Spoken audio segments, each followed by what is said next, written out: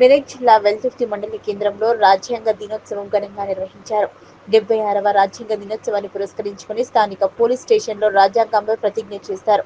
భారత రాజ్యాంగం కల్పించిన హక్కులను ఇన్ఛార్జ్ ఎస్ఐ జ్యోతి ప్రతి ఒక్కరికి తెలిసేలా పనిచేస్తామంటూ ఇన్ఛార్జ్ ఎస్ఐ జ్యోతి పోలీస్ సిబ్బందితో ప్రతిజ్ఞ చేయించారు.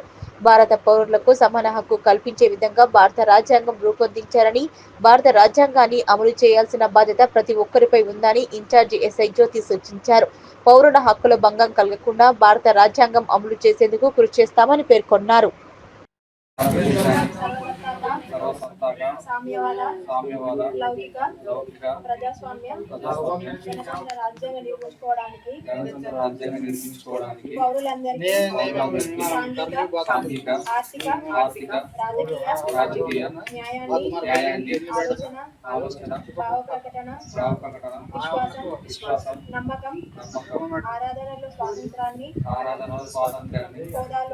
హోదాలోను అవకాశాలను సమానత్వాన్ని చేకూర్చడానికి మరియు వారందరిలో వ్యక్తి గౌరవాన్ని జాతీయ ఐక్యతను మరియు సమగ్రతను సంరక్షిస్తూ సౌభ్రాతృత్వాన్ని పెంపొందించడానికి 1949 నవంబర్ 26 రాజ్యాంగ పరిషత్తులో ఎంపిక చేసుకొని శాసనంగా రూపొందించుకున్న